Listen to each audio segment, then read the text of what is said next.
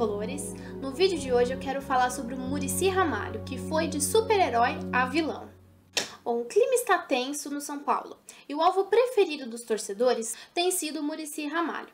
Muito se cobra dele pela falta de um padrão tático, até mesmo pela falta de vontade dos jogadores, por eles aparentarem estar desestruturados emocionalmente, por eles estarem errando muito coisas que são fundamentos básicos do futebol, e principalmente pelos erros constantes nas substituições e até mesmo nas escalações. Nós podemos dizer até que terminamos a temporada passada bem. Afinal de contas, em 2013 fomos salvos do rebaixamento, em 2014 fomos vice-campeões brasileiros. Então, como a base desse time foi mantida, a gente esperava começar 2015 já tendo os bons resultados, fazendo bons jogos, contando com esses reforços que chegaram. Mas infelizmente não foi o que aconteceu e nem conseguimos sequer ganhar um clássico. Empatamos com o Santos, perdemos 2 vezes para o Corinthians e agora perdemos para o Palmeiras. Esse jogo para o Palmeiras foi como uma gota d'água, tanto para a diretoria, quanto para o Muricy, quanto para os jogadores, quanto para a torcida. Então a Thaíde preferiu, no dia seguinte ao jogo, na quinta-feira, se reunir com o Muricy. O Rogério Ceni também participou dessa reunião para decidir qual seria o futuro do São Paulo, se o Muricy permaneceria ou não, e perguntar para ele por que desse time não engrenar. Afinal de contas, no papel, nós temos um dos melhores times do país. Depois de muita conversa, depois de o Muricy oferecer o cargo dele, dizer, olha, se o problema sou eu, pode me tirar, o Thaíde preferiu a permanência dele. E aí nós podemos ter 2 linhas de raciocínios. A primeira é de que o Thaíde continuou com o Muricy porque realmente acredita no trabalho dele, acredita que ele possa sim recuperar a moral desse time, achar um padrão de jogo e assim conseguir avançar nas competições importantes. Mas o segundo raciocínio não é tão bom assim. Afinal de contas, ele pode estar usando o Muricy Ramalho, que é um nome muito conhecido pela torcida, e por ser um nome muito grande no São Paulo, um emblemático nome no São Paulo, a torcida acaba cobrando muito dele, de forma a blindar a diretoria. E aí pode ter sido uma jogada entre ele e o Aidar, a gente não tem como saber. Também ouvi dizer que o Thaíde pode ter feito um acordo com o Muricy, dele permanecer no cargo até que se encontre um substituto pra gente não ficar sem técnico. Agora tá numa fase perigosa, né, da Libertadores, a gente já tá quase entrando no mata do Campeonato Paulista. Mas isso não tem fonte confirmada, tá, pessoal? Também é importante salientar que o contrato do Muricy não tem multa rescisória, tanto ele quanto São Paulo não estão presos ao cargo, né, ou presos a esse vínculo por dinheiro, porque não tem multa rescisória. A qualquer momento, qualquer uma das 2 partes podem solicitar a quebra de contrato. Então tem gente que coloca a culpa na diretoria, mas será mesmo que eles têm culpa? Bom, como eu já disse, a base do ano passado foi mantida e trouxeram apenas jogadores para as posições que a gente mais precisava.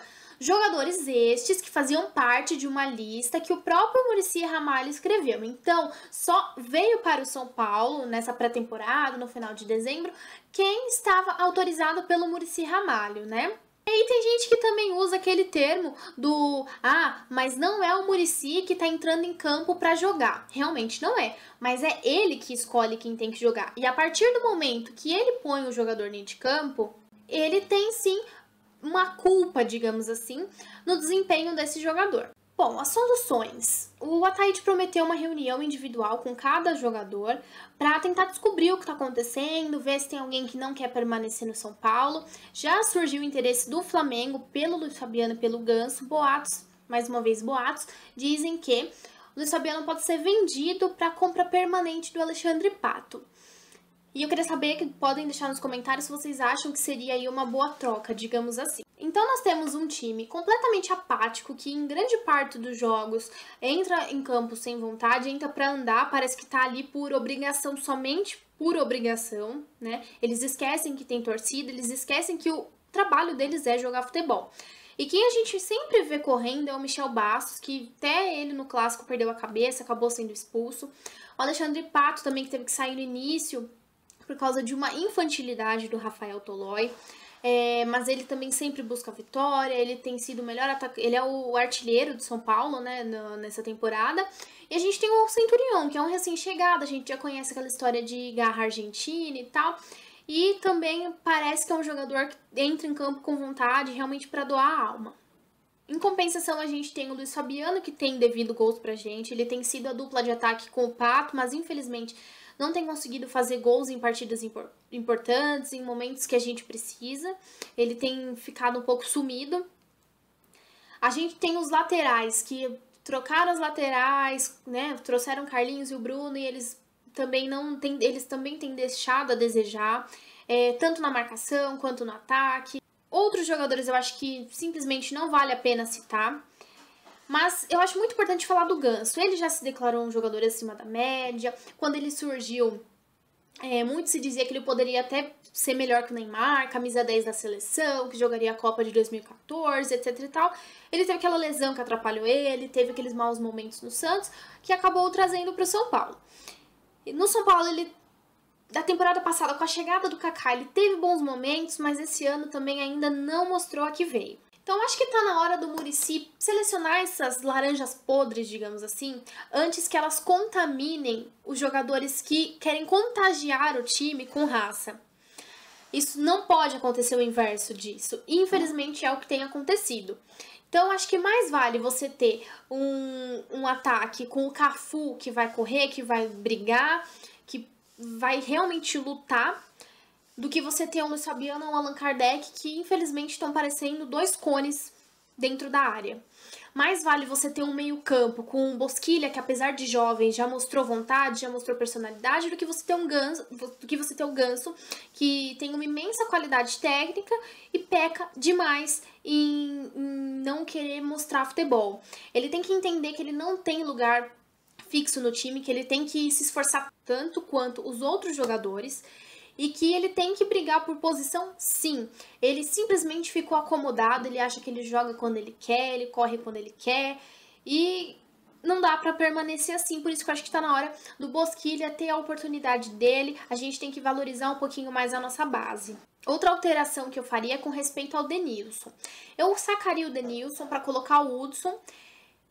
Ou a gente tem a outra opção, né, que é o Hudson jogar improvisado na lateral, que ele acho que tá indo melhor do que o Bruno, que é lateral de ofício. Então a gente permaneceria com o Denilson para poder colocar o Hudson na lateral. Eu acho que isso seria válido e talvez surtiria algum tipo de efeito. Algumas outras pessoas têm criticado o Rogério Ceni. Gente, eu acho que assim, o Rogério Ceni ele falha, obviamente que ele vai falhar como qualquer outro jogador falha. Mas mais uma vez, assim como acontece com o Muricy, como ele é um ídolo, como ele é um jogador de peso, que tá no São Paulo há muito tempo, ele acaba sendo mais cobrado do que os outros jogadores. Ele perdeu o pênalti, como o pênalti contra o Corinthians, né, no caso, como qualquer outro jogador poderia ter perdido, mas foi ele que perdeu porque foi ele que foi cobrar. Se outro jogador tivesse ido cobrar, esse jogador poderia ter perdido também. Agora, realmente, foi uma grande falha dele o primeiro gol do Palmeiras, mas eu não atribuo a derrota a isto. Por quê? Antes do gol foi logo no início, mas com 1 minuto de jogo, o Palmeiras já estava colocando uma pressão incrível no São Paulo. Em 1 minuto de jogo, nós já tínhamos feito 2 faltas. Demorou para o São Paulo conseguir passar da sua linha de defesa. Então, quer dizer, nós já estávamos tomando pressão, e não pode atribuir somente ao Rogério Ceni. Então, acho importante frisar isso antes de vir com aqueles pedidos de se aposentar Rogério, aquelas coisas que a gente já tá cansado de ouvir. Afinal de contas, se você queria que ele aposentasse, por que você ficou cantando Fica Rogério ano passado, quando a gente foi vice-campeão brasileiro? E agora, por parte da diretoria, a providência que deve ser tomada o mais breve possível, ela tentar reaproximar a torcida do São Paulo. A torcida acaba até fazendo um esforço para pagar caro.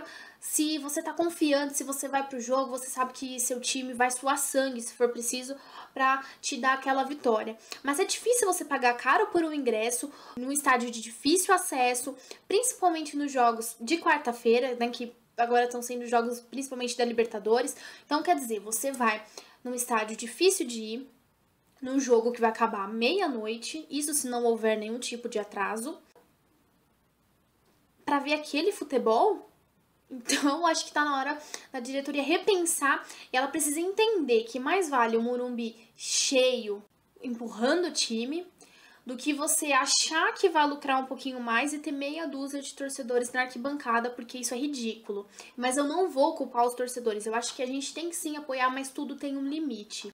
Então agora pra gente só resta aguardar os próximos capítulos dessa imensa novela, torcer para que o Muricy consiga recuperar esse time, para que ele faça as alterações necessárias. Eu jogaria com Bosquilha, Michel Bastos, Centurion e Pato, esse seria o meu quarteto. Eu sacaria o Ganso, o Luiz Fabiano e o Kardec. E pra ver no que dá. O Centurion acho que não seria nada brutal, ele colocaria mais velocidade no jogo. O Bosquilha já mostrou que tem qualidade de passe, ele sabe enfiar bola, sabe fazer bons cruzamentos e tal. Então, acho que vale arriscar. Agora eu quero saber a opinião de vocês. Se vocês acham que a culpa disso que está acontecendo é da diretoria, se é do Muricy, se é dos jogadores, o que vocês acham a respeito se a torcida deve ou não ir ao estádio. Queria saber também outro fator, se vocês acreditam que o desempenho do Muricy possa estar sendo alterado pelos fatores da saúde dele, que já foi internado recentemente aí umas 2 vezes e tal. Se vocês acham que isso pode estar interferindo no trabalho. Agora os recadinhos de final de vídeo, né? Curtam a minha página no Facebook, que é facebook.com/vlog da São Paulina. Eu tô escrevendo pro blog SPFC 1935. Todas as quintas-feiras a minha coluna vai ao ar, mas todos os dias da semana outros colunistas postam com assuntos muito interessantes. Tem o São Paulindas, que também é, né, vinculado a esse blog. E esses links que eu falo agora eu vou deixar no final do vídeo, tá? Pra ficar mais fácil pra vocês acharem. Não se esqueçam de se inscrever no meu canal, dar like nesse vídeo, favorita para ajudar na divulgação. Sugiram temas de próximos vídeos, tá? Um beijo e até o próximo vídeo.